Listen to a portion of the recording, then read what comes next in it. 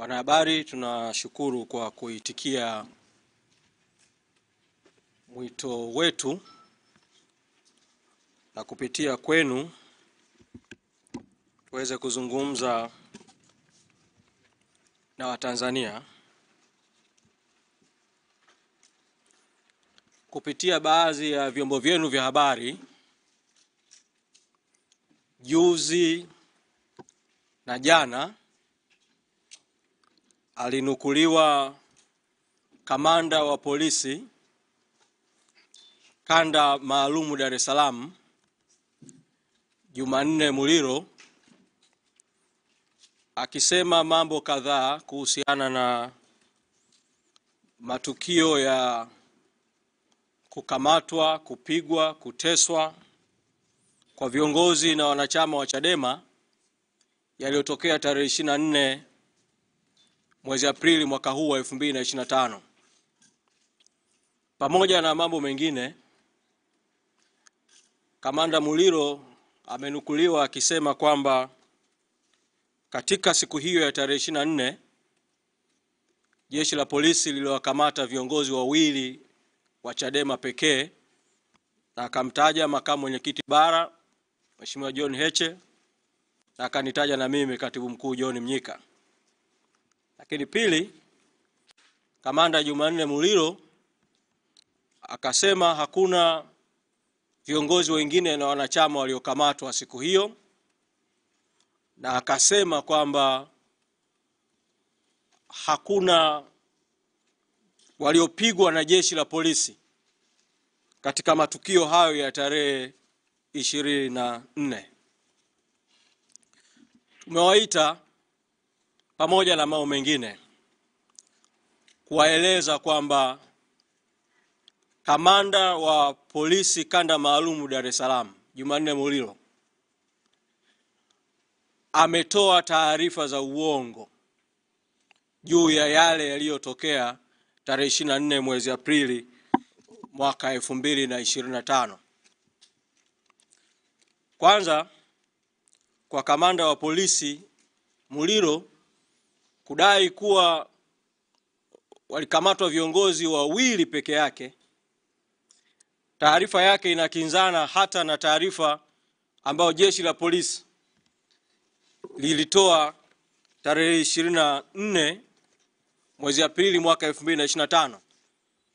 Taarifa ya jeshi la polisi ya tarehe 24 mwezi Aprili mwaka 2025 ilisema katika matukio ya tarehe 25, pamoja na kuwa na taarifa yenyewe nayo ilikuwa ya uongo, lakini taarifa hiyo ya tarehe 24 ilisema jumla ya viongozi na wanachama 5 wa Chadema walikamatwa. Na taarifa hiyo ya tarehe 24 mwezi Aprili ya jeshi la polisi ilitaja watu 5. Ilitutaja mimi na Mheshimiwa Heche, lakini iliwataja vile vile Chacha Heche Suguta, Swezi Dani na Rudufu na James Mseti. Kwa hiyo taarifa ya jeshi la polisi lenyewe tu inakinzana na taarifa ambayo Kamanda Muliro ameisema. Lakini uongo wa Kamanda Muliro ni mkubwa zaidi, kwa sababu viongozi na wanachama waliokamatwa na kupigwa tarehe 24 mwezi Aprili katika mkutano nanyi na waandishi wa habari tuliwaeleza kuwa jumla walikuwa ni 22. Lakini baadaye tukapata taarifa za ziada mpaka ninavyozungumza na nyinyi mpaka hivi sasa ni kwamba jumla ya wanachama na viongozi waliokamatwa na kupigwa siku ya tarehe 24 mwezi Aprili mwaka huu wa 2025 ni jumla ya watu, wanachama na viongozi na waandishi wa habari, jumla watu 25. Kwa kitendo cha Kamanda Muliro kusema kuwa matukio yale yamehusisha watu wawili tu peke yake, nasisitiza kwamba Kamanda Muliro ametoa taarifa za uongo. Na leo kupitia mkutano nanyi waandishi wa habari tutawaonyesha vile vile ushahidi wa video wa baadhi wa sehemu ya watu waliokamatwa, waliopigwa, na nasema ni sehemu tu kwa sababu huu ni ushahidi wa video uliopatikana katika njia ngumu, kwa kuwa nyinyi mnafahamu wanahabari, mlizuiwa kufanya shughuli zenu halali za kikazi mbele ya kituo, mbele ya mahakama ya Kisutu, ndani ya mahakama ya Kisutu na maeneo jirani ya mahakama ya Kisutu. Kwa ushahidi huu utakaoonyesha ni sehemu tu, kama nyinyi mngekuwa na uhuru wa kurekodi, manake kungekuwa na ushahidi wa ziada kwa majina yote ambayo utarejea tena kuyatamka siku ya leo.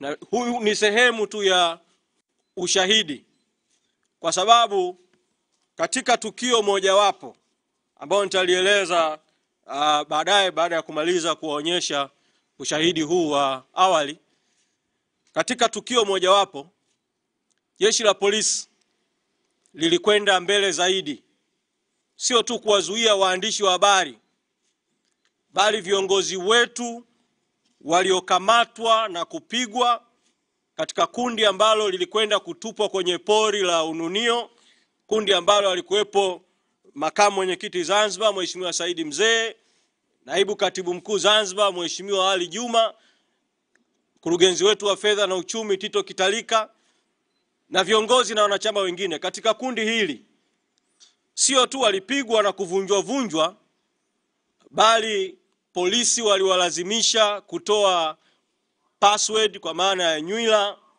nenosiri za kila simu ya kila mmoja, na kufuta kila kilichokuwepo kwenye simu zao kama sehemu ya mkakati wa kuficha ushahidi. Kwa hapa tutaonyesha kwa muktasari baadhi ya matukio ya msingi yenye kuthibitisha kwamba jeshi la polisi lilikamata viongozi na wanachama wa Chadema. Jeshi la polisi lilihusika kupiga viongozi na wanachama wa Chadema. Jeshi la polisi lilihusika kufanya uharamia wa kudhalilisha utu wa viongozi na wanachama wa Chadema. Na baada ya kuwaonyesha baadhi ya matukio haya, taeleza hatua za ziada sasa ambazo chama tutachukua. Kwa katika hatua hii niwapitishe katika